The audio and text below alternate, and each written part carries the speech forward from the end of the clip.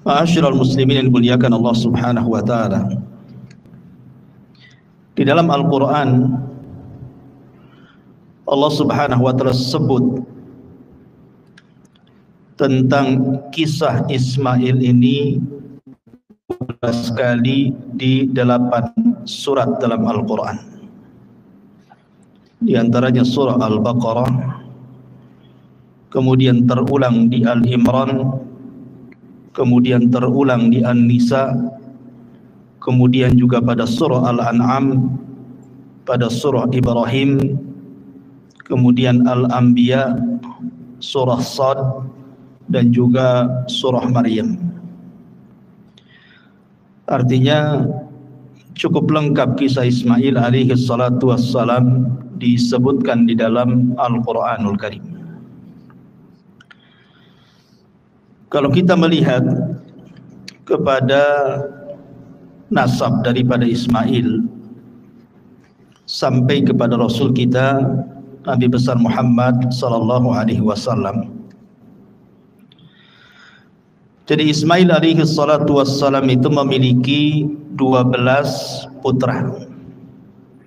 Jadi anak-anak Ismail itu semuanya 12, satu perempuan. Di antara nama-namanya disebutkan oleh Imam Ibnu Ishaq, seorang pakar sejarah. Di antara anak-anak Ismail itu ada namanya Nabit, kemudian Qaidar, kemudian Misha, kemudian Musmi, kemudian Mashi, kemudian Ad-Daus, kemudian Arur, kemudian Yatur, kemudian Nabish, Tima, Qaidum, dan yang terakhir perempuan namanya Nasma. Ini seluruhnya 12 putra dan satu putri Ismail alaihi salatu wassalam. Lah dari keturunan Ismail itu ada namanya Nabit. Nabit putra Ismail. Nabit ini punya anak namanya Yasjub ibn Nabit. Kemudian Yasjub punya anak namanya Ya'rub ibnu Yasjub ibnu Thabit ibn Ismail. Disinilah keluar kalimat Arab dari Ya'rub. Kemudian Ya'rub punya anak namanya Firah. Kemudian Firah punya anak namanya Nahur. Kemudian Nahur punya anak namanya Muqawwim, dan Muqawwim punya anak namanya Udad. Lah Udad inilah ayahanda daripada Adnan. Artinya Adnan inilah yang disepakati bahwa Nabi SAW nasabnya sampai kepada Adnan. Adnan sendiri punya 2 anak. Yang pertama Ma'ad dan yang kedua Ak. Ma'ad ini tinggal di Hijaz, Mekah dan Madinah. Sementara Ak ini menikah dengan orang Yaman, dengan kabilah Asy'ariyun dari keturunan Qahtan. Dan Qahtan itu kabilah bagian daripada Jurhum, artinya masih keturunan Arab. Sehingga kemudian Adnan inilah yang menyatukan antara Arab Yaman dan Hijaz. Karena Ak putranya menikah dengan salah satu putri Yaman dari keturunan Qahtan Asy'ariyin. Sementara Ma'ad ini tinggal di Hijaz. Lah kalau kita melihat nasab Nabi SAW, kita lihat Nabi SAW namanya Muhammad ibnu Abdullah ibni Abdul Muttalib ibni Hashim ibni Abdul Manaf ibni Qusay ibni Kilab ibni Murrah, ibni Ka'ab, ibni Lu'ay, ibni Khuzaimah, ibni Mudrikah, ibni Ilyas, ibni Mudhar, ibni Nizar, ibni Ma'ad. Dan Ma'ad tadi saya katakan putra siapa? Adnan. Dari Adnan kemudian naik lagi Udad, ibni Muqawwim, ibni Nahur, ibni Firah, ibni Ya'ruf, ibni Yasjub, ibni Nabit, ibni Ismail. Baru Ismail ibni Ibrahim. Dari sini nyambung bahwa Ismail adalah kakek buyut daripada Nabi kita Muhammad sallallahu alaihi wasallam. Jadi yang kita akan ceritakan ini Nabi yang mulia. Karena bagaimanapun Ismail adalah kakek buyut Nabi kita. Kita harus tahu sejarahnya. Ma'asyiral muslimin yang dimuliakan Allah Subhanahu wa taala. Sepakat para ahli sejarah bahwa nabi-nabi sebelum Ibrahim itu semua keturunan Nuh alaihi salatu wassalam. Tetapi setelah Ibrahim alaihi salatu wassalam diutus, maka tidak ada nabi dan rasul satu pun kecuali keturunan Ibrahim. Jadi kalau sebelum Ibrahim, sepakat ulama sejarah bahwa para nabi keturunan daripada Syam putra Nuh. Tetapi setelah Ibrahim diutus, maka tidak ada nabi dan rasul kecuali turunan Ibrahim. Makanya Ibrahim disebut Abul Anbiya, bapaknya para nabi. Lah Ibrahim sendiri memiliki banyak anak sebenarnya, karena istrinya juga banyak. Walaupun yang masyhur dia menikah dengan dua wanita, Hajar dan Sarah kan itu ya. Tapi ada wanita lain dinikahi Ibrahim punya anak. Putra Ibrahim itu antara 7 sampai 8, tetapi yang masyhur adalah Ismail dari istrinya Hajar dan Ishak dari istrinya Sarah. Kemudian dari Ishak lahirlah seorang nabi juga namanya Yakub. Dan dari Yakub ini lahir 12 keturunannya, salah satunya Nabi Yusuf alaihi salatu wassalam. Dan dari 12 ini berkembang biak dan disebut dengan Bani Israel.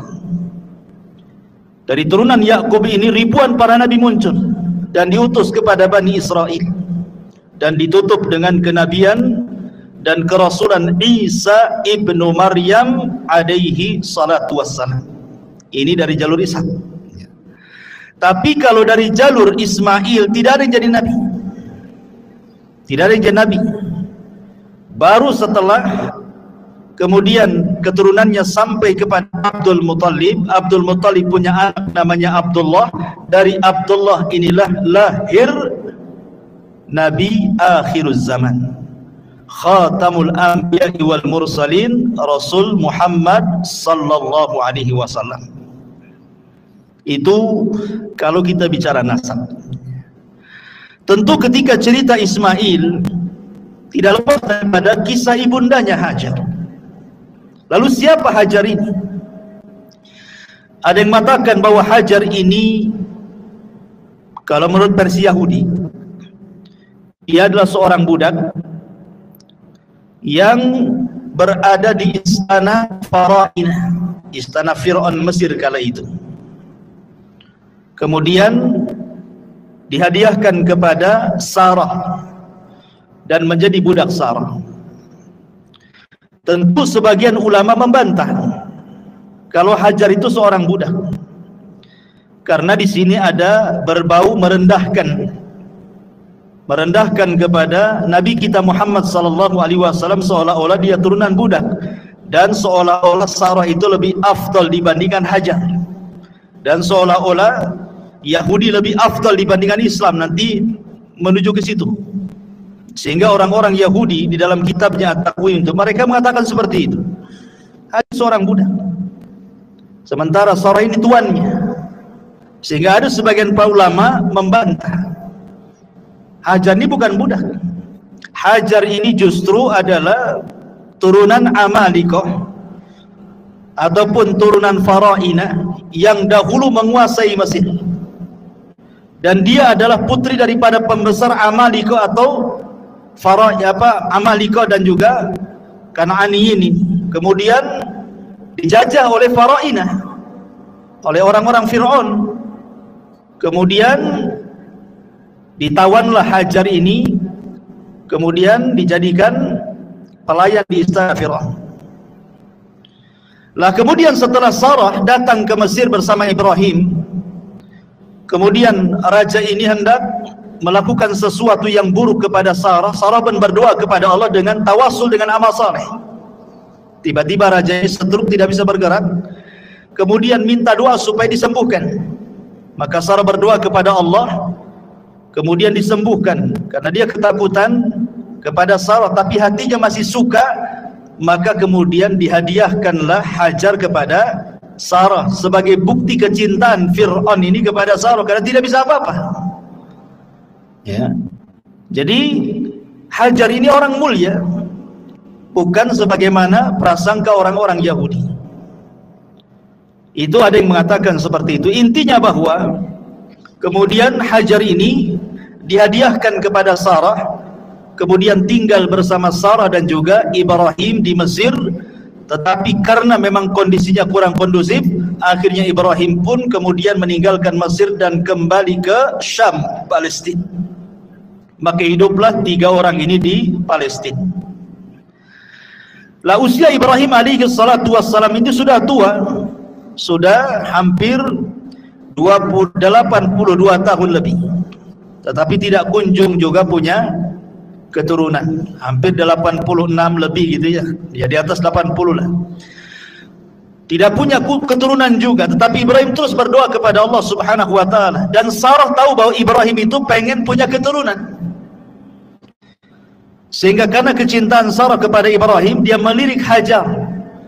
Bagaimana kalau seandainya Ibrahim menikah dengan Hajar, siapa tahu dari Hajar ini melahirkan keturunan. Akhirnya kemudian Ibrahim menikahi Sarah, menikahi Hajar, dan betul setelah menikah dengan Hajar, maka hamillah Hajar, kemudian punya anak dan lahirlah bayi, kemudian dinamai Ismail ibnu Ibrahim. Kemudian timbullah kecemburuan. Ingat bahwa idza aradallahu syai'an ahya asbab. Allah itu kalau menghendaki sesuatu pasti dimunculkan sebabnya. Allah menghendaki Ibrahim itu hijrah dari Palestina ke Mekah kan begitu. Tapi kan harus ada sebabnya. Sebabnya apa kan itu? Maka dibuat sebabnya. Salah satu penyebabnya adalah Hajar ini ketika memiliki Ismail, Ibrahim itu cinta betul dengan Ismail. Otomatis ketika cinta dengan Ismail lebih banyak tinggal bersama Hajar. Cemburulah Sarah. Wajar kecemburuan seorang wanita, istri Nabi saja cemburu, Aisyah kan, kepada Safiyah. Sampai-sampai kemudian mengatakan tentang Safiyah itu, hasbuka an Safiyata kada wa kada ya Rasulullah. Cukuplah Safiyah ini begini dan begitu. Maksudnya Aisyah ingin mengisyaratkan dengan tangannya, Safiyah itu pendek loh, aku tinggi, gitu maksudnya. Ingin merendahkan Safiyah. Tapi Rasul marah dan mengatakan, ya Aish, laqad qulti kalimatan law muzizat bihal bahru lamazazathu. Wahai Aisyah, engkau sudah mengucapkan kalimat ghibah, yang satu kalimat ghibah ini kalau dilempar ke air lautan, satu air lautan tercemar dengan kalimat. Aisyah cemburu karena Safiyah ini walaupun kecil pendek tapi cantik. Artinya kecemburuan itu ada gitu. Jangan dikira istri Nabi tidak cemburu kan gitu. Kalau istri Nabi saja cemburu, apalagi istri antum. Kalau antum poligami ya wajar kan itu. Jangan ngamuk-ngamuk antum kan itu. Aisyah saja cemburu, kemudian juga Sarah juga cemburu kepada Hajar kan.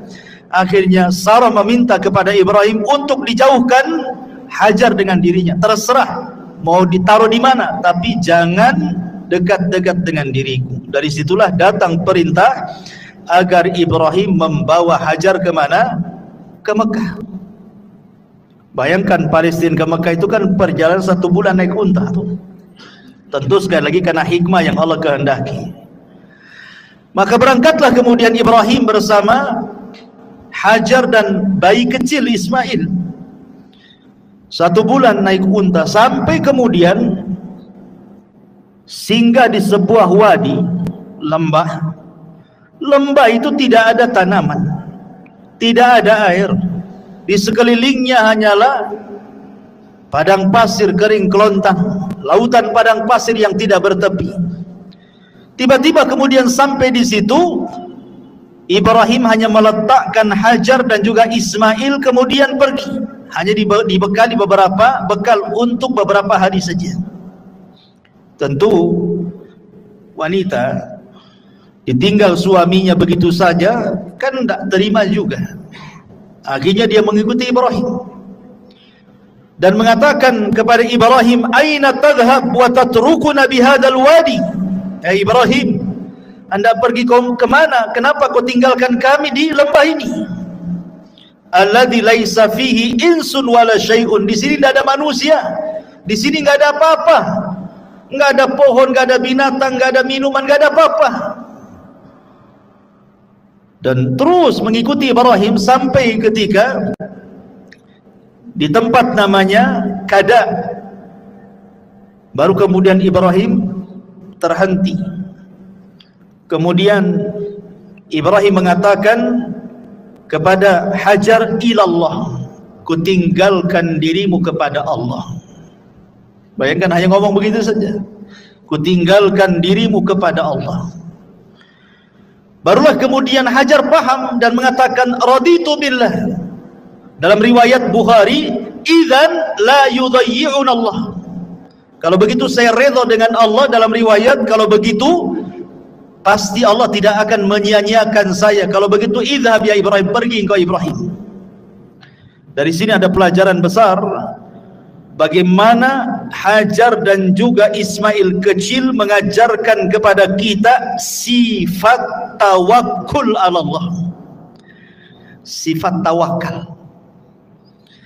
Dan ini risalah kepada para wanita-wanita di zaman sekarang gitu ya, yang mungkin ditinggal meninggal suaminya, atau ditinggal pergi bekerja suaminya berbulan-bulan, atau boleh jadi suaminya tidak bertanggung jawab, boleh jadi Allah berkehendak lain untuk dirinya.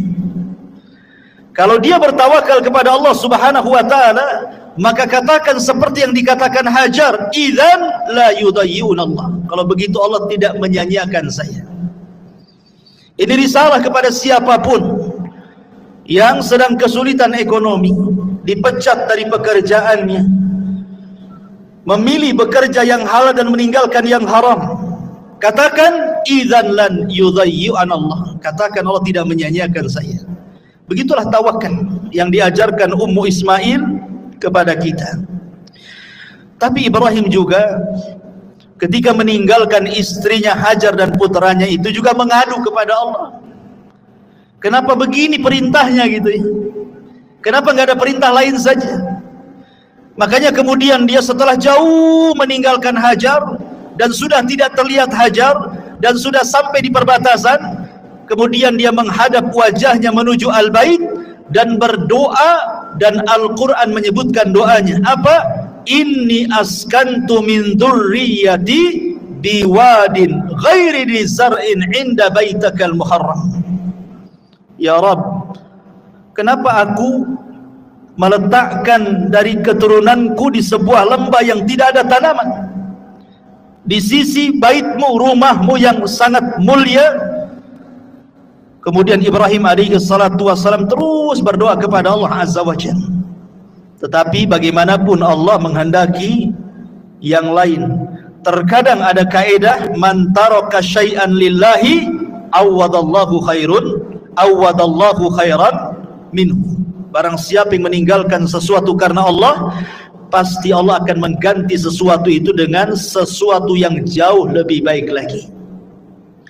Boleh jadi kalau seandainya Hajar tetap bersama Ibrahim di Palestina dan Sarah, tentu kehidupannya akan seperti itu saja kan, kecemburuan dan begitu seterusnya kan.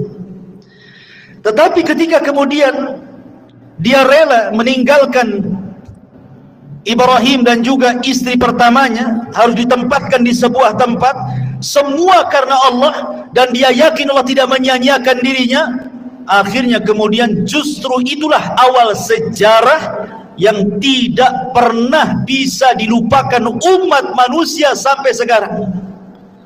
Sekarang yang banyak diceritakan Hajar, bukan Sarahnya kan? Karena berkat sejarah Hajar inilah ada manasik haji. Ya. Ada manasik haji, di antara manasik haji itu adalah perbuatan Hajar ketika dia mencari air dari Bukit Safa ke Marwah. Kemudian ada air Zam-Zam. Tetapi kisah Sarah kan hanya sampai di situ. Tetapi kisah Hajar dikenal, bahkan meninggalkan ibadah yang luar biasa kepada kita, termasuk juga peninggalan Ma'u Zam-Zam, air yang luar biasa berkahnya di permukaan bumi. Sampai hari ini kita bisa menikmati air itu bagi siapa yang datang ke Mekah Al-Mukarramah untuk haji ataupun umrah. Luar biasa. Jadi jangan takut kalau orang meninggalkan sesuatu karena Allah, itu pasti Allah akan ganti sesuatu itu yang lebih baik lagi. Seseorang bekerja di tempat yang penuh dengan riba, dia tahu riba haram, maka sedikit-sedikit dia keluar dari situ, mencari yang halal. Insya Allah ternyata yang halal lebih tenang, boleh jadi lebih berkah dunia dia dan akhirat dia. Jangan takut meninggalkan sesuatu karena Allah Subhanahu wa ta'ala, karena Allah tidak mungkin menyia-nyiakan hambanya yang meninggalkan karena dia. Ma'asyiral muslimin yang dimuliakan Allah Azza wa Jalla, ketika kemudian Hajar sudah ditinggalkan oleh Ibrahim bersama putranya Ismail, habis bekalnya, hanya beberapa hari saja. Apalagi yang dihajatkan seseorang di tengah padang pasir itu adalah minuman. Minuman sudah tidak ada, mereka hampir kehausan. Anda bayangkan, seolah-olah Ibrahim ini secara kasat mata sengaja membiarkan kedua manusia ini suruh mati. Tetapi bukan itu kehendak Ibrahim, ini semua kehendak Allah. Allah kalau menghendaki sesuatu pasti ada hikmah di dalamnya. Makanya ketika itu Ismail ditinggalkan oleh Hajar mencari air ke sana kemari. Naiklah dia ke Bukit Safa. Kemudian nampak ada air macam fata morgana di Marwah, lari dia ke Marwah. Saking paniknya si bolak-balik saja itu, Safa Marwah, sampai 7 kali putaran. Dia khawatir dengan putranya Ismail karena mendengar dia menangis. Saat dia pulang dan hendak melihat Ismail, dia mendengar suara. Rupanya suara itu datang daripada Jibril yang datang hendak menolong keduanya. Ketika kemudian mendekati putranya Ismail, rupanya di sampingnya ada Jibril alaihi salam. Ada yang mengatakan Jibril kemudian menghentakkan sayapnya persis di belakang punggung Ismail, seolah-olah ingin mengatakan bahwa Zam-Zam ini miliknya Ismail, karena ditaruh di situ gitu ya, di belakang Ismail, belakang punggung Ismail, ditancapkan kemudian sayapnya. Kemudian Jibril pergi, dan Jibril sempat mengatakan la takhafu dhai'ata fa innaha huna baitun lillah yabni hadzal ghulam wa abuhu wa annallaha la yudayyi'u ahlahu. Kata Jibril sebelum pergi, wahai Ummu Ismail, jangan takut, Allah menyia-nyiakan dirimu. Tidak, Allah tidak akan menyia-nyiakan dirimu. Di sini kelak akan dibangun Baitullah, rumah Allah, yang akan membangunnya ni anakmu Ismail yang masih bayi dan bapaknya kelak Ibrahim. Dan Allah tidak akan menyia-nyiakan siapapun yang dekat dengan Baitullah ini. Kemudian Jibril pergi. Begitu dalam riwayat Bukhari. Lah kemudian ketika melihat ada air muncrat dari tanah, maka segeralah kemudian Hajar membendungnya. Dalam bahasa Arab, membendung itu artinya zam. Jadi dikumpulkan di bendung sambil mengucapkan zam. Maka kemudian air itu menjadi Zam-Zam. Sampai kata Nabi SAW, kalau seandainya Ummu Ismail tidak membendung Zam-Zam, niscaya Zam-Zam itu akan memenuhi seluruh padang pasir satu Arab itu. Dari situlah kemudian akhirnya Ismail dan juga Hajar minum dari air Zam-Zam berhari-hari tanpa makan, sudah cukup. Ya, karena air Zam-Zam itu disabdakan oleh Nabi SAW. Apa sabda Nabi SAW tentang Zam-Zam? Zam-Zam ini adalah ta'amu tu'min wa syarabu sukmin, kata Rasul. Zam-Zam ini adalah makanan yang bisa dikonsumsi dan minuman bagi orang yang punya penyakit, untuk mengobati sakit. Jadi walaupun minum air Zam-Zam itu sudah kenyang, bahkan dikisahkan dari sahabat Abu Dzar Al-Ghifari radhiyallahu anhu. Jadi Abu Dzar Al-Ghifari itu pernah 1 bulan ketika safar, habis bekal makanannya, tinggal air Zam-Zam. Akhirnya kemudian dia minum saja air Zam-Zam 3 hari sehari. Rupanya kata Abu Dzar, hatta samintu, sampai aku gemuk gara-gara minum terus air Zam-Zam. Enggak makan dia 30 hari. Abu Dzar Al-Ghifari radhiyallahu an tidak makan, hanya minum saja 30 hari. Kata dia, aku minum terus selama 30 hari dalam safarku sampai aku gemuk, tidak ada satupun badan kecuali gemuk, gitu ya. Bayangkan coba. Ya, dan Zam-Zam itu harus diyakini sebagai obat. Jangan katakan coba-coba. Saya ingin cobalah menyembuhkan penyakit dengan Zam-Zam. Jangan dicoba air Zam-Zam itu. Air Zam-Zam itu bukan percobaan. Air Zam-Zam itu wahyu. Air berkah, nggak usah dicoba. Langsung diimani, langsung diyakini bahwa dia adalah obat untuk segala penyakit. Minum saja, bismillah. Tawakal kepada Allah, ikhlas kepada Allah. Jangan coba-coba. Kalau coba itu ragu-ragu artinya. Jangan main coba-coba, langsung bismillah, tawakal ala Allah, yakin, ikhlas, ya. Insyaallah. Zam-Zam itu sebagaimana sabda Rasul, ta'amu tu'min wa syarabu sukmin. Dia adalah makanan sekaligus juga obat. Bahkan bisa mengabulkan niat peminumnya. Ma'u Zam-Zam lima syuribalahu. Air Zam-Zam itu akan mengabulkan setiap peminumnya.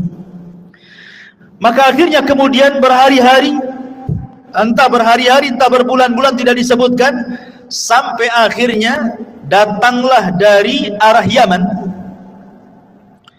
rombongan kabilah dari Jurhum. Mereka kehabisan minuman tapi banyak makanan. Percuma saja banyak makanan, tidak ada minum, bisa mati di padang pasir, ikhwan. Akhirnya dari kejauhan melihat ada ta'ir, ada burung. Sebagaimana riwayat Bukhari, ada burung, dan burung itu menandakan ada air. Maka kemudian didekati, rupanya suku Jurhum ini sampailah ke sumur Zam-Zam yang kemudian ditempati Hajar dan juga putranya Ismail. Suku Jurhum ini orang baik, orang Yaman. Makanya Rasul mengatakan ahlul Yaman itu araqul qulub, lembut hatinya. Kalau mau berbuat jahat, merebut air, bisa saja Hajar dibunuh. Tetapi Jurhum ini kabilah yang baik. Dia datang baik-baik, meminta baik-baik air Zam-Zam itu. Akhirnya kemudian Hajar memberikan dengan cara barter. Kau beri kali kami makanan, kami beri kau air. Akhirnya kemudian deal kan itu ya. Dari situlah kemudian Ismail dan Hajar bisa makan, bisa minum dari berkahnya air Zam-Zam itu. Setiap datang suku Jurhum, maka barter dengan makanan. Jadi tidak pernah kelaparan. Itulah makna daripada kalimat Hajar ketika Ibrahim pergi. Kalau begitu, pergi kau. Allah tidak menyia-nyiakan diriku. Wa man yatawakkal 'ala Allah fahuwa hasbuh. Barang siapa yang bertawakal kepada Allah, Allah yang kasih kecukupan dia. Akhirnya kemudian lama-lama suku Jurhum pun meminta kepada Hajar untuk memboyong keluarganya dan tinggal di situ. Karena memang air saat itu sangat langka. Senang mereka tinggal di situ. Maka lambat laun kemudian suku Jurhum tinggal di sekitar Zam-Zam. Kemudian hari demi hari, bulan demi bulan, tahun demi tahun, ramailah di sekitar Zam-Zam itu kabilah Jurhum. Ismail pun mulai membesar, kemudian belajar bahasa Arab kepada suku Jurhum. Jadilah Ismail musta'rab, bukan orang Arab, belajar bahasa Arab, fasih pula dia bahasa Arab. Makanya sering saya katakan, kalau antum orang Indonesia fasih berbahasa Arab, berarti antum Arab. Walaupun antum turunan Arab Yaman, tapi tak bunyi bahasa Arab, antum bukan Arab. Menang muka saja Arab. Ya, bahasa Arab tak bisa, bukan Arab antum. Walaupun ngaku Habib sekalipun, kalau tidak bunyi bahasa Arab, bukan Arab. Tapi kalaupun antum hitam pesek hidungnya persis kayak orang Melayu, tapi bahasa Arabnya mantap kayak Ismail, antum Arab. Paham ya? Ismail bukan orang Arab, orang Ajam, dia orang Palestina, lahir di sana. Tapi belajar bahasa Arab ke suku Jurhum, makanya ulama mengistilahkan musta'rab. Orang Arab yang bukan Arab pasti bahasa Arab, makanya dia Arab, gitu ya. Di situ kaidahnya muncul. Ya. Ma'asyiral muslimin yang dimuliakan Allah Subhanahu wa taala. Akhirnya kemudian Ismail pun besar di situ. Ketika usianya belasan tahun, tentu Ibrahim selaku orang tua kan wajarlah kangen ingin berjumpa dengan Ismail yang sudah lama ditinggalkannya, sudah belasan tahun. Makanya kemudian ketika kemudian Ibrahim alaihi salatu wassalam safar dari Palestina menuju Mekah ingin berkunjung dan melihat istri dan juga putranya yang sudah belasan tahun itu. Akhirnya kemudian Ibrahim pun sampai. Ketika sampai itulah kemudian Ibrahim alaihi salatu wassalam dimimpikan malam harinya. Apa mimpinya? Inni ara fil manami anni adbahuka fanzur madza tara. Wa Ibrahim, wa Ismail, ayahmu bermimpi semalam bapakmu menyembelih dirimu. Betul-betul menyembelih dalam mimpinya itu. Bagaimana pendapatmu? Ya. Maka Ismail alaihi salatu wassalam, orang yang terdiri dari ummu Ismail, wanita yang paling tawakal. Makanya kemudian Ismail tanpa ada keraguan mengatakan, ya abatif alma tu'mar satajiduni insyaallahu minasabirin. Wahai bapakku, kalau itu perintah Allah, insyaallah engkau akan mendapati aku termasuk anak yang sabar. Kenapa Ismail mengucapkan kalimat insyaallah? Hikmah di balik Ismail mengucapkan kalimat insyaallah itu seolah-olah Ismail ingin mengatakan seperti ini. Kalau aku redha aku disembelih, engkau pun wahai bapakku redha aku disembelih, tapi Allah tidak redha, maka engkau tidak dapati aku termasuk hamba yang sabar. Kenapa? Karena ini akal-akalan kamu saja. Tetapi kalau seandainya aku redha disembelih, engkau redha disembelih, Allah pun redha, maka kau akan dapati aku termasuk anak yang sabar. Kenapa? Karena ini bukan akal-akalan kamu, tapi ini perintah Allah. Itu maksudnya. Makanya dia mengatakan, satajiduni insyaallahu minas sabirin. Kau akan dapati aku termasuk hamba Allah yang bersabar insyaallah, kalau Allah berkehendak. Itulah kandungan makna insyaallah. Penting kita mengucapkan kalimat insyaallah itu. Ya. Bukan kalimat ragu-ragu insyaallah itu, tapi kalimat berkah. Ya. Karena biasanya di masyarakat kalau sudah main-main insyaallah itu dimain-mainkan itu, seolah-olah ragu-ragu kan. Besok datang nggak ya? Karena nggak mau datang, cuman bilang nggak mau datang, malas, takut tersinggung, main insyaallah kan? Insyaallah katanya. Padahal memang niatnya memang nggak mau datang. Insyaallah katanya. Gitu ya. Bisa saja insyaallah lah datang. Tapi kalau sudah memang nggak niat datang, bilang aja saya nggak datang besok. Kecuali kalau antum janji mau datang, itulah penting mengucapkan insyaallah kan.